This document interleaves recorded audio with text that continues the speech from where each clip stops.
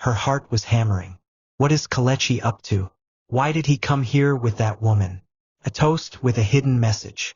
Chief Emeka had been watching Kelechi closely. His grip on his champagne glass tightened as the other man took his seat near the front. He forced a smile and lifted his glass. Since we have such special guests in attendance today, let us have a toast. The crowd murmured in approval as waiters moved swiftly, pouring wine into the guests' glasses. Emeka turned to face Kelechi directly. His voice was warm, but his words were sharp. To old flames and new beginnings. May the past remain where it belongs. A few guests chuckled, sensing the subtle jab at Kelechi. But Kelechi simply smirked, raising his own glass. To truth, he said, his voice calm but filled with meaning. Because no matter how deep you bury it, it always finds a way to the surface. There was a beat of silence. Then Amara spoke. Speaking of truth, she said smoothly, her voice carrying through the hall. This seems like the perfect place to reveal a few of them. The murmurs grew louder. Adana's body stiffened. Emeka's jaw ticked. The tension was thick. Amara rose gracefully from her seat, her emerald gown glistening under the chandelier lights. She turned, slowly, her gaze landing on Adana first. You look beautiful, dear, she said with a soft smile. A bride ready to begin her new life. But tell me, does Emeka know about the child you abandoned? Gasps erupted across the hall. Adana's face turned white. Chief Emeka stiffened. What? Amara held up a hand. Oh, I'm not finished, she said sweetly. Her eyes flickered to Emeka. And does Adana know about your first wife? The one you swore never existed. The crowd was in chaos now. The journalists sprung into action, their cameras flashing wildly, capturing every stunned expression in the hall. Adana's father shot up from his seat. What nonsense is this? Emeka looked ready to explode, but he was trapped. If he denied it, Amara would call his bluff. If he admitted it, his entire reputation would crumble before the eyes of Lagos' most powerful figures. And Kelechi, he just smiled, because for the first time since this wedding was announced, the power was back in his hands. And it was only the beginning. Chapter 8, The Collapse. The wedding hall had turned into a battlefield. Gasps, whispers, and the frantic clicking of cameras filled the air as Amara's words sank into the crowd like a venomous bite. The bride had abandoned a child? The groom had a hidden first wife? Everything that was supposed to be perfect was now falling apart. Chief Emeka's grip tightened around his champagne glass. His face was a mask of composure, but the rage burning in his eyes was unmistakable. Who was this woman? How did she know these things? Adana, on the other hand, looked like she had been struck by lightning. Her fingers trembled as she clutched the folds of her wedding gown. Her father was the first to react. He slammed a hand against the table, making the silverware rattle. What sort of rubbish is this? His voice thundered through the hall. This woman is a liar, a desperate troublemaker. But Amara just smiled. If I'm lying, she said, turning her gaze back to Adana, then tell us, bride-to-be. Where is your son? The hall went silent again. All eyes turned to Adana. She opened her mouth, but no words came out. Because the truth? It was real. Tears burned behind her eyes. She had buried this secret for so long. The child was a mistake from her past. A moment of weakness with a man she had sworn to forget. She had given birth in secret, sent the child away, and never looked back. Until now. Cynthia grabbed her hand under the table, whispering frantically, Deny it! Say something, Adana! But what could she say? The look in Amara's eyes told her that this woman already knew everything. A groom's hidden past. Emeka took a deep breath and finally spoke. His voice was low, controlled. Dangerous. I don't know who you are, he said to Amara. But this is my wedding, and I will not allow a mad woman to ruin it. He turned sharply to the security team. Escort her out. Now. 2 guards in black suits immediately moved toward Amara. But before they could reach her, she laughed softly and turned to face the crowd. That's funny, Chief Emeka, she said. You want to throw me out, but you don't deny that you had a first wife? The entire room froze. Even the journalists, who had been scribbling notes, paused. Adana whirled toward Emeka, her heart racing. "What is she talking about?" she demanded. Emeka's jaw tightened. "Ignore her, Adana. She's trying to break us." But Adana wasn't stupid. She had spent months researching Emeka, making sure he was the right man for her future. Now, a woman she had never met was accusing him of hiding something huge. And the way he wasn't denying it, that scared her more than anything.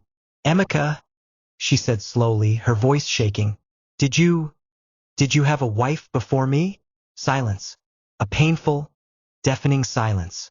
Emeka's fingers twitched. His nostrils flared slightly. The look in his eyes shifted, just for a second, from anger to something else. Guilt. Adana's stomach twisted. Then, before he could say anything, Amara spoke again. "Let me help you out, Chief," she said, turning to the crowd. His first wife was a beautiful woman. He loved her dearly. But when she found out the truth about him, she disappeared. Another wave of gasps filled the hall. The guests were on the edge of their seats. Emeka took a step forward, his voice low and threatening. "You're lying." But Amara laughed. "Oh, really? Then why is she still alive?" The hall erupted into chaos. Kelechi's revenge begins. Kelechi watched the destruction unfold before him, his expression unreadable. He had come here expecting some drama, but this was far beyond what he had planned. He leaned toward Amara and whispered, "Who the hell are you?" Amara smiled without looking at him. "The woman who knows too much." Kelechi's blood ran cold. She had told him she wanted to reveal the truth. But now, watching the madness unfold, watching Adana's life collapse and Emeka lose his grip, he realized something. This wasn't just about the truth. This was about revenge. And Amara? She wasn't just here to expose secrets. She was here to burn everything to the ground. The once grand wedding hall was now in complete chaos. Guests whispered frantically, some already reaching for their phones to spread the news.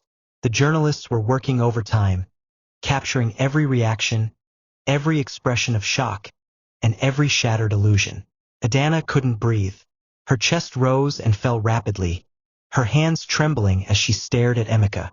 "Tell me it's a lie," she pleaded, her voice barely above a whisper. Emeka's jaw was tight, his entire body rigid. His usual confidence was gone. The weight of Amara's words hung between them. A woman he had once loved. A wife no one had ever spoken about. And now, according to Amara, she was alive. Cynthia grabbed Adana's arm. "Babe, let's go. We can fix this later. Just don't let them humiliate you any further." But Adana yanked her hand away.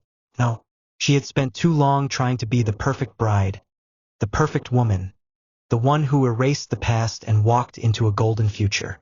But if her groom had been hiding an entire marriage, what else had he been hiding? Her voice was stronger this time. "Emeka, look at me." Slowly, reluctantly, he did. Who was she? The room fell silent, waiting. Emeka's fingers twitched. His throat bobbed as he swallowed. He was trapped. "She was my first wife," he admitted at last. The crowd exploded. Gasps, shouts, questions, everyone talking over each other. But Adana barely heard them, because her worst fear had just been confirmed. Her perfect fiancé wasn't who he said he was. Emeka turned sharply to Amara, his face dark with rage. "Who sent you?"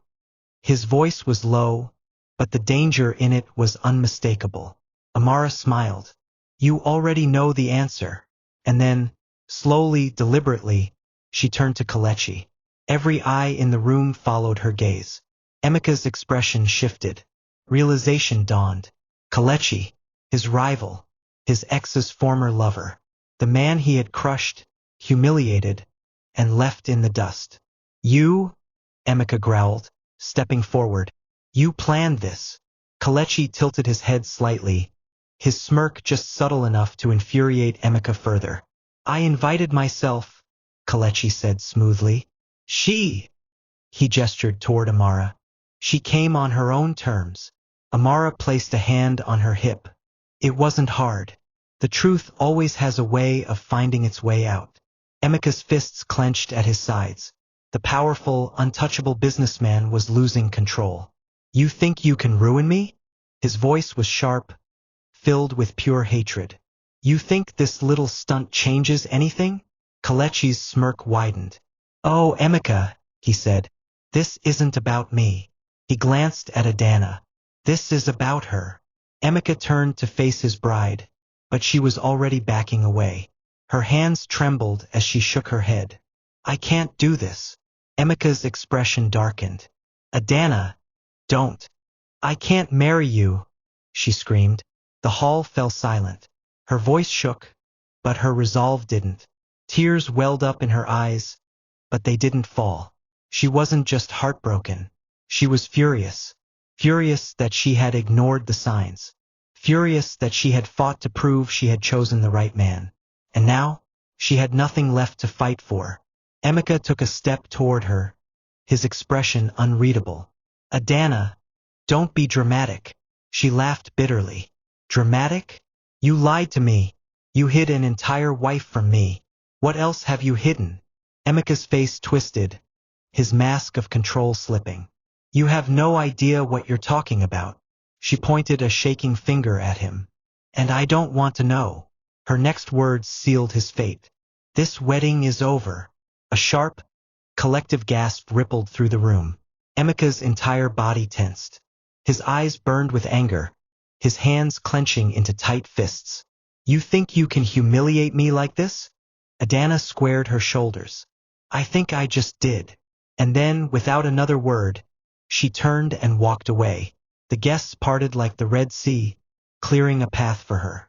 Kelechi watched her go, an unreadable look on his face. Cynthia hesitated, then rushed after her. The once grand wedding hall was no longer a celebration. It was a graveyard of shattered illusions. And Emeka? He stood frozen in place, his empire of lies crumbling around him. The wedding was over, but the storm was just beginning. Adana walked briskly through the luxurious hotel corridors, her wedding gown dragging along the marble floors. Cynthia struggled to keep up, her heels clicking rapidly as she reached for Adana's arm. Adana, stop, she pleaded. You can't just walk away like this. Adana whirled around, eyes blazing. Watch me. Her breath was uneven, her body trembling with a mixture of fury and disbelief. Everything she had planned, the perfect life she had envisioned, it was all a lie. Cynthia exhaled sharply. Okay, fine. He lied. He's trash. But are you really going to just throw everything away? Adana let out a bitter laugh. Everything? Cynthia, I had nothing. I was engaged to a man I didn't even know. Cynthia opened her mouth, then shut it, because deep down she knew Adana was right. Adana wiped her face, suddenly exhausted. I just need to leave. I need to think. Cynthia sighed, finally nodding. Okay, but I'm coming with you.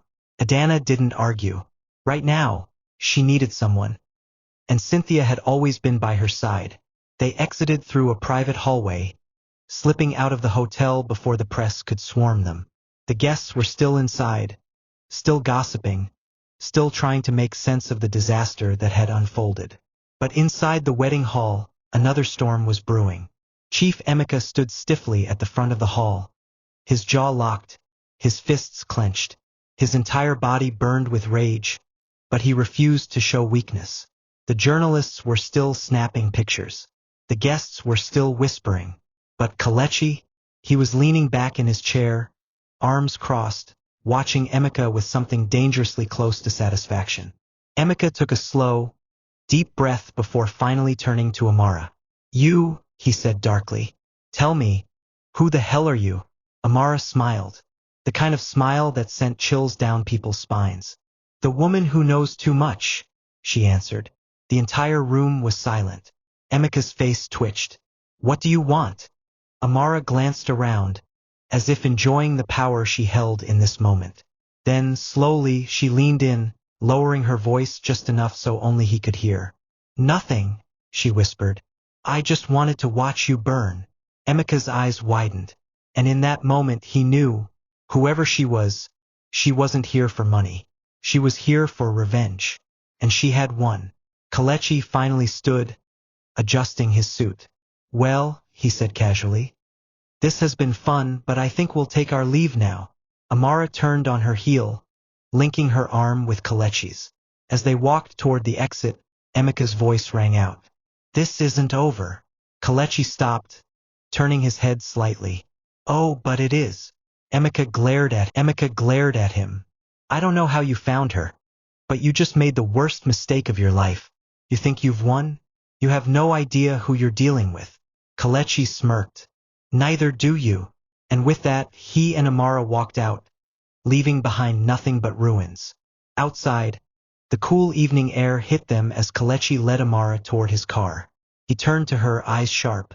"Now, tell me the truth," he said. "Who are you, really?"